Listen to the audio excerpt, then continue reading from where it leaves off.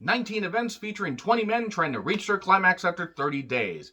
That is some good tension building. I'm John Redland with my predictions for New Japan Pro Wrestling's G1 Climax 30 tournament. Now, I'm pretty excited for this one. It's not going to be as loaded as last year's, but that's probably a good thing because when you have so many goddamn stars, you have to have some of them lose. And they did a good job with the storylines and everything building out of it. Kenta turning heel on the finals of the 2019 G1 and some other good stuff. Jon Moxley doing a really good job there. It was a really good goddamn tournament. Now, obviously, due to some travel restrictions, contracts, and stuff like that, and just some people not wanting to travel, they did what they could, and they actually got some good outside talent, and they got some good potential storylines going. One thing I do want to mention right off the bat, though, no Toa Henare, and I'm very disappointed by that. I like Toa Henare. I would like to have seen him get his shot, unless there's just something, going on that I'm unaware of. It can't be travel restrictions because they got others from other countries that they could, that were able to get there, and they're going to be able to get there and compete and everything, whether it's self-quarantine or whatever. The whole point is, I believe they could have gotten Toa Henare there. I mean, considering one of the people in the A block, they definitely could have used him, and I'm a bit disappointed by that. Hopefully he is back competing in New Japan very soon, as he has improved and come back very, very well from that Achilles injury that he had a couple of years ago. So I like to see what he can do at some point. But let's focus on the field, and hopefully Toa Henare is back soon, along with many others, because New Japan definitely needs a full roster over time. So, A block, Kota Ibushi, 4th consecutive, his 6th entry overall, and he was last year's winner. And then we get Jeff Cobb as, he's in his 2nd consecutive entry. Okada, 9th consecutive entry, 2012-2014 winner. Tomohiro Ishii, 8th consecutive winner and 1/3 of the never openweight 6-man champion. Pedal protector Will Osprey in his 2nd consecutive entry. No, I don't apologize for saying that. Read up on it. And then we get Shingo Takagi with his 2nd consecutive entry. And then we get Minoru Suzuki. He was not in last year's tournament. He wasn't in the 2018 tournament. Had a great match with Okada in the UK. And it's his 9th entry overall, and he's a current never openweight champion after beating Shingo Takagi at Jingu Stadium. Then we get Taichi, 2nd consecutive entry, 1/2 of the IWGP Tag Champions with Zack Sabre Jr. Yujiro Takahashi, 7th entry, 1st in 5 years. I get that they're trying to fill out the field, but really? Yujiro? I mean, Yujiro's not bad, but he's the fucking, a Bullet Club punching bag that isn't Chase Owens. I'm sorry. I mean, it's not that he's bad. If he gets more than 3 victories other than playing spoiler, people might as well just fucking go home.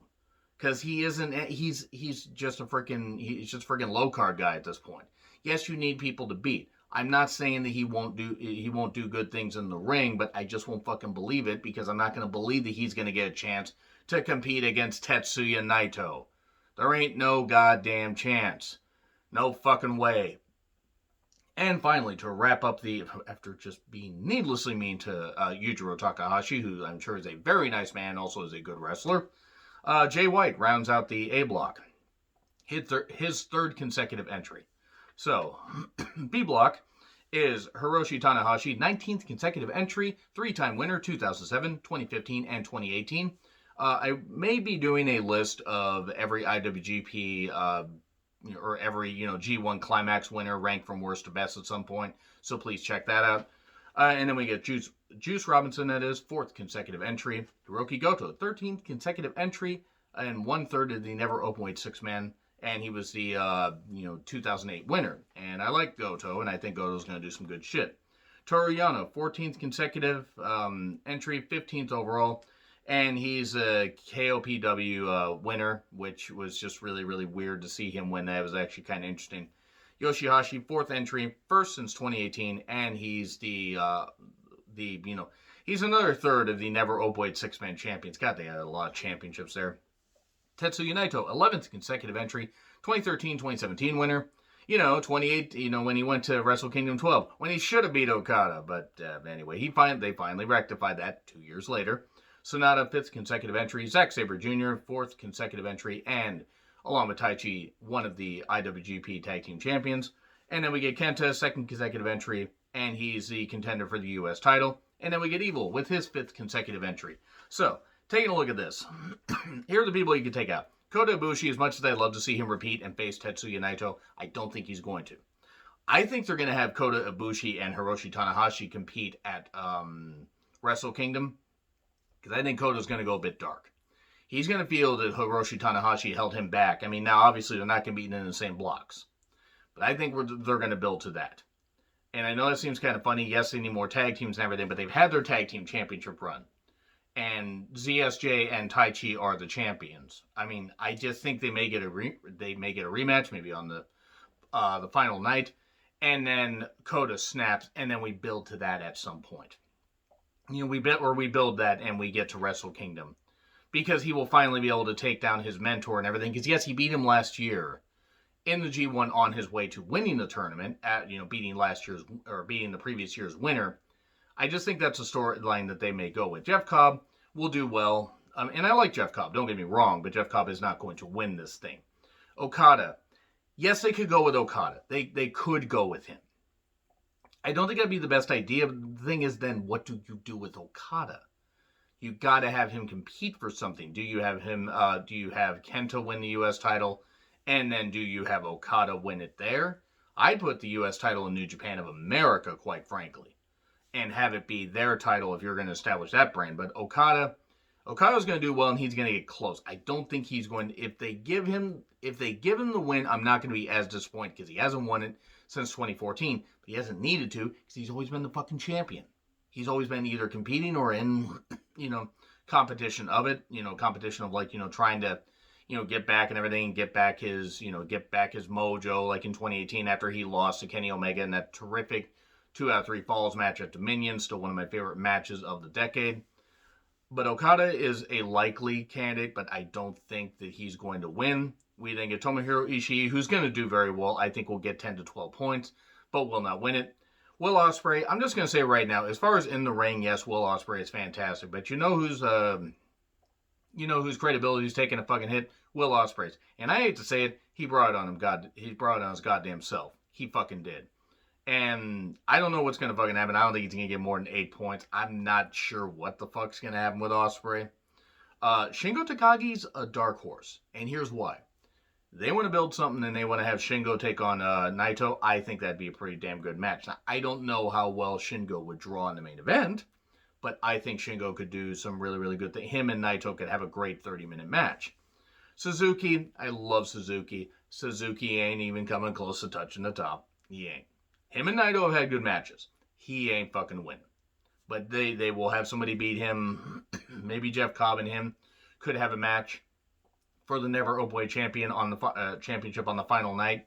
Maybe Cobb could beat him, and then they could have that match there before Cobb travels back to the States, and Suzuki could get a win there. I'm trying to think ahead on the finals. Taichi, I think, is going to do good, but this is clearly just going to build another tag team, thing at some point. Maybe you get Ishii and somebody, Ishii and Goto competing for the tag titles. And then Yujiro, again, if Yujiro gets more than 3 victories and it's not just doing cleanup, I'll be surprised. Unfortunately, I think it's going to be Jay White winning the A block. Now, I'm going to say right now that I'm not really a big fan of Jay White. He gets good heel heat and he does some good stuff. I've never really been a big fan of Jay White. I'm sorry. I'm just not. I find a lot of his matches boring. When he's with the right people, he can actually have some great matches. Him and Kota Ibushi have some great matches. Here's the thing, though. The overbooked shit that they've done with him, the smoke and mirrors and all that, and all the interference and all that. Yes, heels are supposed to cheat, but when it's the same repetitive bullshit and everything, and the guy just doesn't quite have the ability and the personality that they need him to have. Now, he has personality. He has the ability to be a mid-card guy, a mid-card champion, an upper mid-card guy. As far as the guy, they were trying to force it. It didn't work. They reeled it back. Then they had him win the championship from Tanahashi and then drop it to Okada. In a terrific match, by the way. It was a great match at G1 Supercard. But often when I see Jay White, I just wait for the other shoe to drop and okay, here's the same bullshit they're doing with his matches. Now, is that his fault? No. I don't find Jay White as interesting as other people, but I know some people do. So I think Jay White's likely to win the A block. It's Jay White and Okada, I think. And, possibly Shingo. It's going to be an interesting field. I mean, there's a lot of ways I could go with it, but Jay White, I think, is winning. And then we get Hiroshi Tanahashi. He ain't winning. I'm sorry. Tanahashi, I love the guy. If he wrestles longer than 2 more years, his knees are shot. And he's carried that company on his back for a number of years. He's beat his body up, fought through so many surgeries, come back from so many surgeries. And he is the ace. He is great. But yeah, Tana ain't winning this. Juice Robinson ain't winning it either. He could possibly beat Kenta, and maybe he could get the chance to, compete for the U.S. title shot, and he could win it. And maybe they could have Juice Robinson be part of New Japan of America because they need American stars, even though Juice apparently likes being in Japan. Juice would be a good person to have on New Japan of America. But he'll do well, but he will not win. Goto will not win either. I think he'll be around the point total that he was last year, maybe 2 points lower, but he will have some great matches like he always does. Yano will not even be close. He will cheat. Of course he will, but he will not win. It would be hilarious if he did. Yoshihashi. It's Yoshihashi. He's not bad, just Yoshihashi. He'll do well. I think he's stepped up his game, and I'm glad to see him have a championship, but again, he's Yoshihashi. Tetsuya Naito. Now, I'm actually going to come back to Naito here in a bit. Evil in his 5th consecutive entry. He will do well, but he will not win. Kenta, I think, is a likely winner. And I think Kenta versus Jay White could be interesting because you could see what you could get, out of that. Yes, 2 heels, but which one's going to out-heel the other? Which one's going to out-cheat the other? Zack Sabre Jr. will do well, but he's just there really to get, another tag team feud going. But he's going to have some great matches. And Sonata could be a dark horse winner. I think Sonata could be the person to, really shock people. Now, going back to Kenta, though, really, really quickly, because I'm going to wrap this up real soon. Kenta is somebody that they could have him win and then have him challenge Naito. And then, yes, you could have that, even though they stopped that at February, when Kenta had attacked Naito at the end of Wrestle Kingdom Night 2, and Naito got his revenge. You could tell a story, okay, Kenta's going to get his revenge, or, complete his destiny. He ruined Naito's moment. Yes, Naito got a measure of revenge, but Kenta's going to prove in the Dome that one-on-one, he can beat Naito. And then Sonata could do it, because Sonata versus Naito could be pretty good, especially if Sonata decides to show the fuck up and not just coast.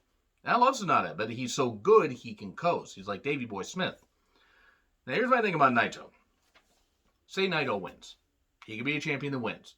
Say he does. What if?